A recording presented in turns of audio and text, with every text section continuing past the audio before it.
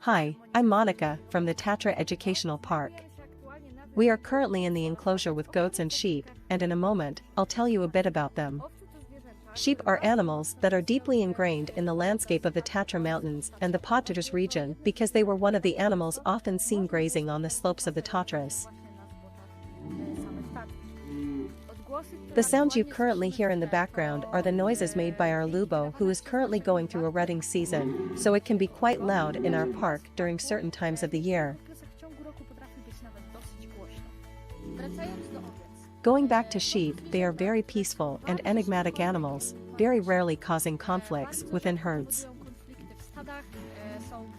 They are very friendly, which is why they often make great companions in our backyards.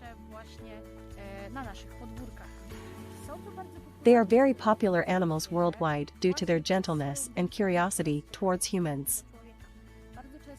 They often approach people out of curiosity, to see if we have any food with us or if we simply want to pet them. There are many sheep breeds worldwide, each with different attributes for farming.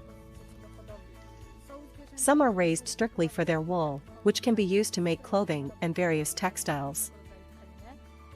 Others are commonly used in cheese production, while some are primarily raised for meat.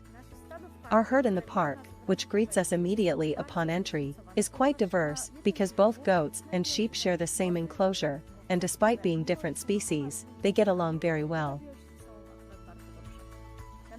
On our enclosure, you can meet representatives of species like Meme, which is a Polish mountain sheep, Kakla, known as Kakla. Besides that, we also have a few foreign species, at least for our region, such as the Cameroon sheep, represented by Mafinek, the spinhorn sheep known as Zayton, and the Welsh sheep named Bella. As for the goats in our enclosure, some of the characteristic ones include Smizinka, which is a Carpathian goat, and Lubo, I can't seem to focus, and Cruella, which is a Welsh goat. It's interesting to note that both male and female sheep and goats can have horns. For example, we have Bella, who is a female and, as you can see, has fairly sizable horns. So, we don't determine the gender of these animals solely based on their horns. That's all from me. Thank you very much for listening. Also, please remember that in our park, you have the opportunity to feed the sheep and goats with the food available at the ticket booth.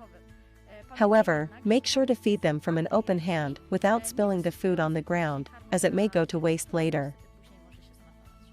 Thank you for your attention.